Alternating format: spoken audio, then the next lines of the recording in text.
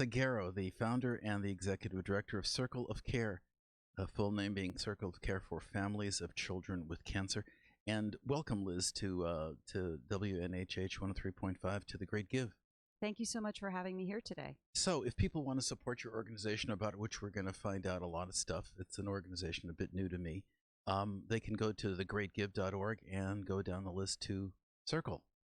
Yes, to Circle of Care. To Circle of Care.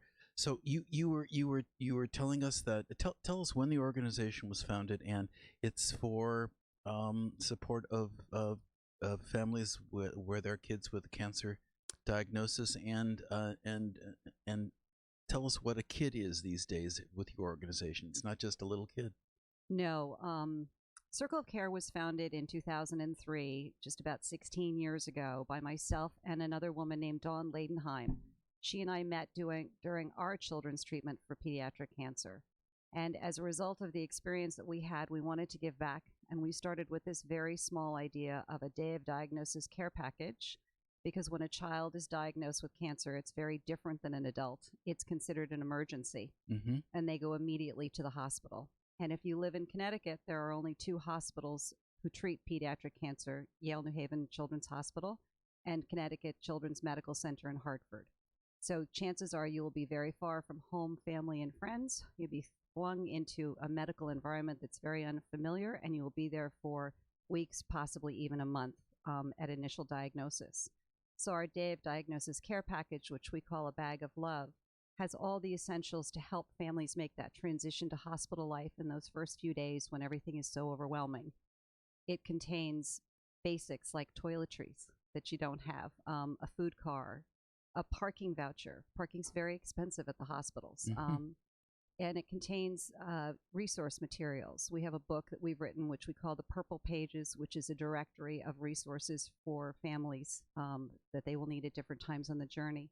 It also contains some comfort items for the child, a beautiful, soft, colorful, soft fleece blanket, pillowcases, things to kind of bring a little bit of color and life and warmth to the room. So I that's fascinating. It's unclear to me from what you've said whether your initial experience when you and your friend had to deal with this kind of health crisis in your own lives, whether that experience was so wonderful that you got support, or it was so fraught that you did not. I don't mean to pry, but I'm just... No, well, the landscape of childhood cancer has changed tremendously in the last 16 years. When Dawn and I were going through this with our children, there was very limited support. And I'm talking about the non-medical, emotional, practical, and financial support for families. There is more now, but it is still very limited. And as I said, we started out with this kind of very simple idea, and within a year and a half, we had 5 programs. So 16 years later, we offer this Day of Diagnosis Care Package. We also have trained hospital volunteers that sit at the bedside of these families and provide respite. They entertain siblings. We also have a room makeover program, which we call Art from the Heart, where we go into the children's home and make over their bedroom, whatever they want. It is their one thing that they can control during this journey. And it brings this wonderful element into the home where the family doesn't have to just talk about cancer in the next clinic visit. They get to talk about whether or not SpongeBob is going to be on the wall of their bedroom. Right. Wow. And we also offer financial assistance.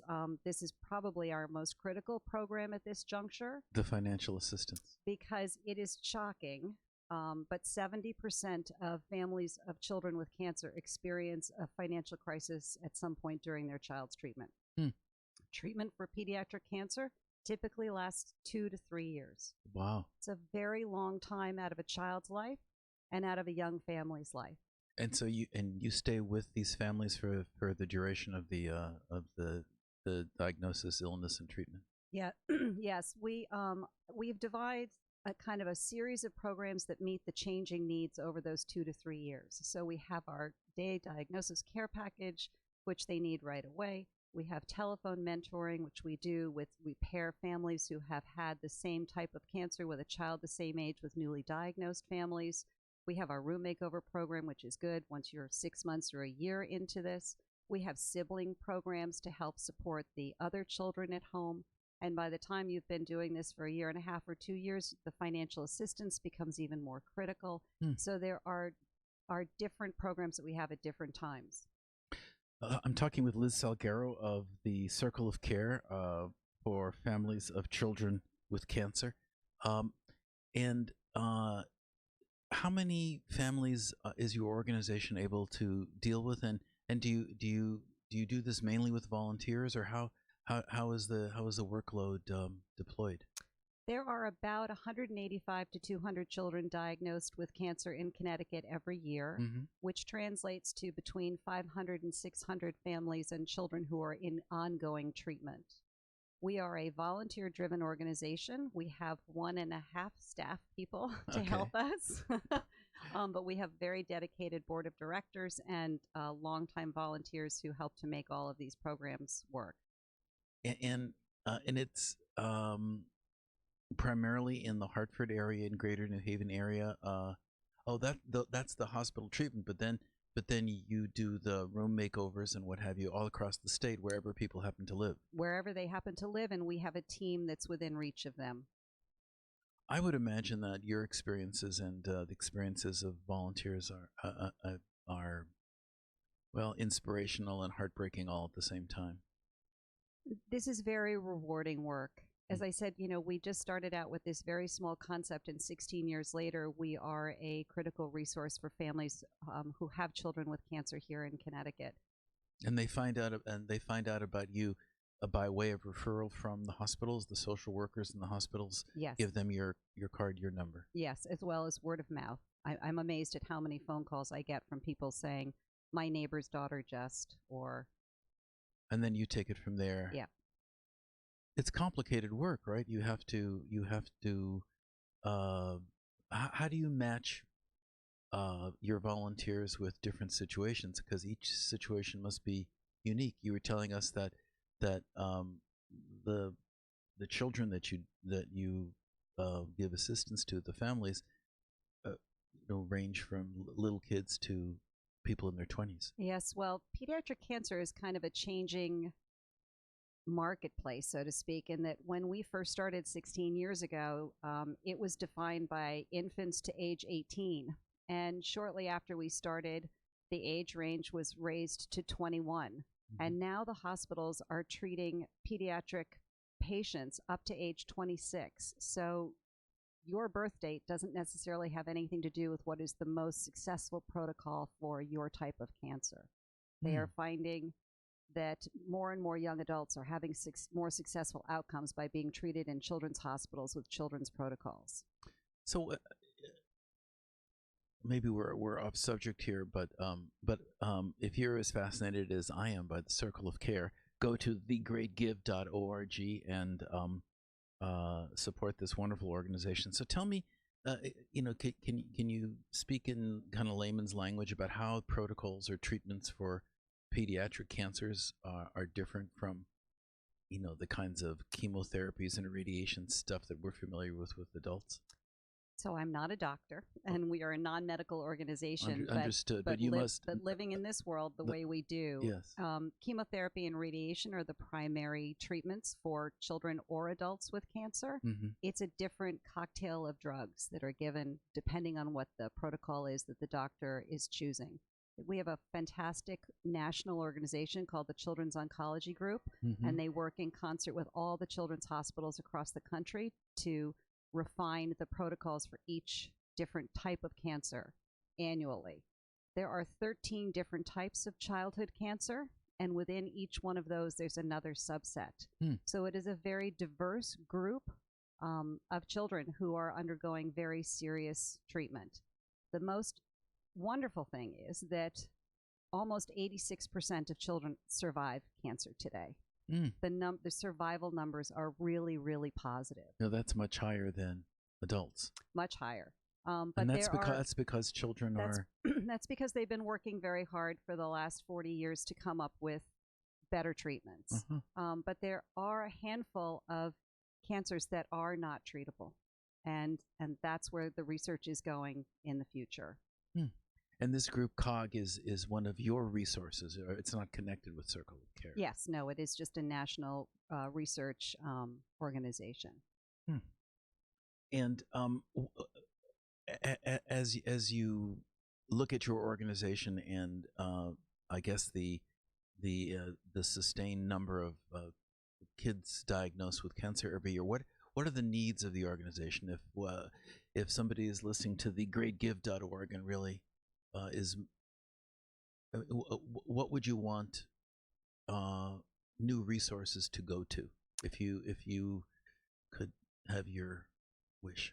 Well, we are constantly developing programming based on feedback that we get from our families. As a matter of fact, we're just piloting a program now called Bounce Back to Fitness, which is a survivorship program aimed at helping children who are coming off treatment regain stamina, agility, balance, flexibility, strength, but mostly confidence, because a lot of these children coming off of treatment from 2 to 3 years just aren't ready to go back to regular sports and extracurricular activities. They don't need it from an insurance standpoint, but they do need it from a human standpoint. And I think if there was one thing that I would love to get out of this opportunity to speak with you today is awareness of our programs overall. Circle of Care is one of those things that you don't need to know about until you need to know about it. There you go. And the more people that are aware of what we do, when they hear of a child in their community or a young adult in their community who was recently diagnosed, they can refer them to us, because sometimes the referrals don't always happen at the hospital. And is everybody accepted? Is there some sort of qualifying? Our services are open to every child diagnosed with cancer in the state of Connecticut and any Connecticut resident who is being treated in another state as well. Our financial services program is obviously need-based, right? But everything else is open to everyone.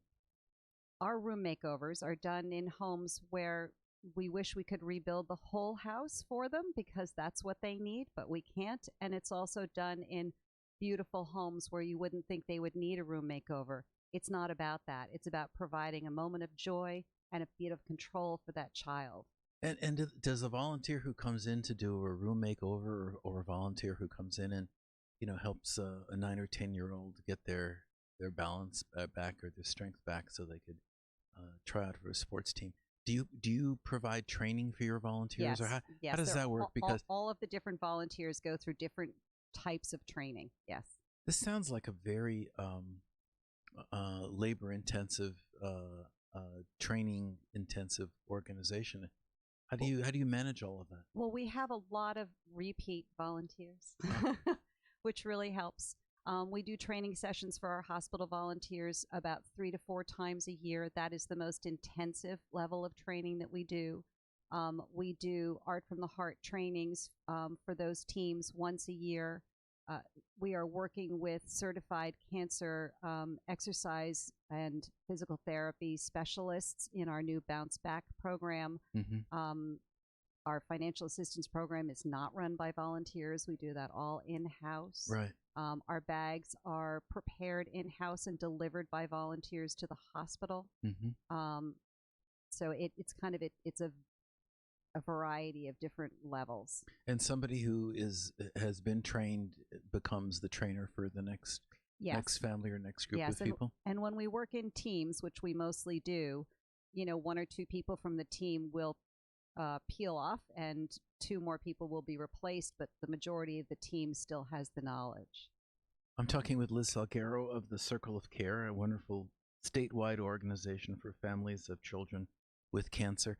So what is the training that you just described as the most sensitive or the most intense? What's involved in working, I guess, with somebody, a stranger to a family where the kid is and the family are in great stress at the beginning of a treatment? What's involved that you called the most intense training? So we have 20 volunteers who work 6 days a week at Yale New Haven Children's Hospital to be with the families in the clinic as well as on the inpatient floor. Hmm. Those volunteers have to go through an interview process with the hospital and hospital training, because there are a lot of rules around how you handle yourself in a professional medical environment. But then they also go through our Circle of Care training, which is kind of a sensitivity training, Mm-hmm. which helps to orient these volunteers to what they might expect to find and how to approach different situations. For example, sometimes it's very frustrating because the child won't look at you, won't talk to you, is just completely tuned out, and you feel that you really need to be there and you're not doing your job by not engaging the child. But there are other people who are involved, the mother, the father, the grandmother, the sibling who is there. And our role is to provide comfort and respite for whoever needs it at that time. Hmm. So it's not kind of social work training. It's a unique kind of training about how to um, provide comfort and connection. I guess that's what Yeah. I'm hearing you say. Yes, no, And we are not social workers. Our curriculum was designed by a woman who is a social worker, okay, who trained all of the initial trainers and helped us to write the training materials. But we are training our volunteers to be present, because that is honestly the most important thing, is to be present without judgment, to Mhm. just be there in that moment for that family who needs you. Hmm. Now, I'm just curious, at Smilo Cancer Center here in New Haven, does such a program exist for other, for adults, for older people, for people towards the end of life, or is it just is because you're describing like a very well established program. The hospital has a fantastic volunteer program throughout the Children's Hospital, the Smilo Cancer Center. But when we started bringing volunteers in about 10 or 12 years ago, one of the staff came to one of our training sessions to better understand what it was that we were doing, Right. and came back and said, I don't want any hospital volunteers on the pediatric cancer unit that haven't also been through the Circle of Care training. Right. So our this, to be on the pediatric cancer floor, you have to go through Circle of Care training. So we've added another level to that. Mm-hmm. I don't know if other departments do the same thing. I just know that it is special to this particular unit, that our volunteers are trained really to be present and to understand a little bit more about what these families are going through. Are the volunteers often people who have gone through this themselves, like Some yourself? of them are personal cancer survivors. Mm-hmm. They are not parents of children with cancer. It's too difficult for a parent to go back into that hospital setting and be present for another parent there. Right. Our parent volunteers are the ones who work with other newly diagnosed families on the phone, not in the hospital setting. Mm-hmm. So it's the hospital setting itself that's obviously the most fraught. Yeah. Yeah. I'm speaking with Liz Salguero, of the founder and the executive director of Circle of Care for families of children with cancer. These days up to age 26. Yes. Approximately 500 or 600 families in the state of Connecticut who are dealing with this crisis. On an annual basis. On an yes. annual basis. So Liz, I'm remiss if I don't ask you to read a poem or something that you've brought by way of, pardon the expression, entertainment. So maybe tell us what it is, introduce it, and then we'll talk briefly afterwards.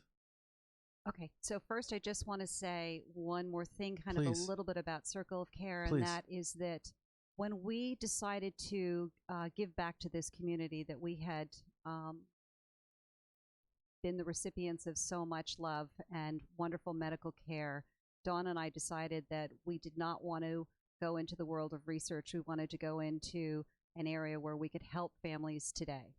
And we wanted to be able to make it a little bit easier for the next round of families coming behind us, because as we all know, childhood cancer is not something we can prevent. It's just an accident. So we exist in a world where we provide the non-medical, emotional, practical, and financial support to families of children with cancer here in Connecticut.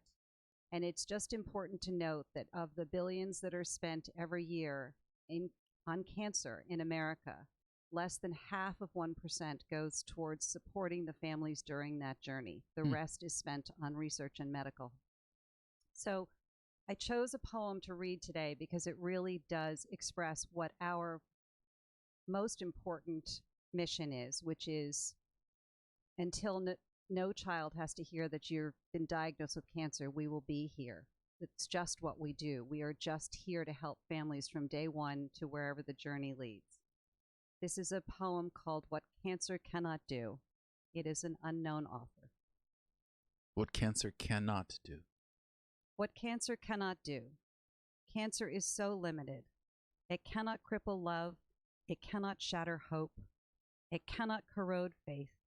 It cannot eat away peace. It cannot destroy confidence. It cannot kill friendship. It cannot shut out memories. It cannot silence courage. It cannot reduce eternal life, and it cannot quench the spirit. Well, if you're moved by that, as I am, go to thegreatgive.org and dial down to Circle of Friends. Circle of Care. Circle of Care for families, for families of children with cancer. Thank you so much, Liz Salguero, for speaking with us, and I wish you great good luck. You talk about the essence of training of the volunteers to have presence, to be there. I can sense that you have presence. And thank you for being present with us on this afternoon. Thank you so much for having me. Okay.